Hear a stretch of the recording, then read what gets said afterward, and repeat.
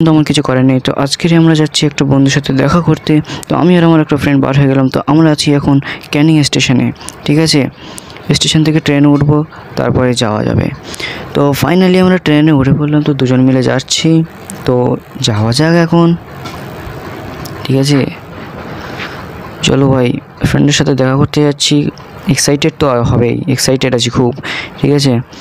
খুব এক্সাইটেড ভাই, কী হয় দেখা যাক। চলো, ফাইনালি আমরা স্টেশনে চলে আসলাম। তো আমরা আছি এখন বেদবেড়িয়া স্টেশনে, ওর সাথে দেখা হবে বেদবেড়িয়া স্টেশনে। আমরা দুজন ওয়েট করছি বসে বসে, ওকে ফোন করলাম তো ও আসছে, আসুক। ফাইনালি ফোন করলো, তো বললো যে চলে আসলাম, সামনে আছে, ঠিক আছে। দাদা কেমন আছো?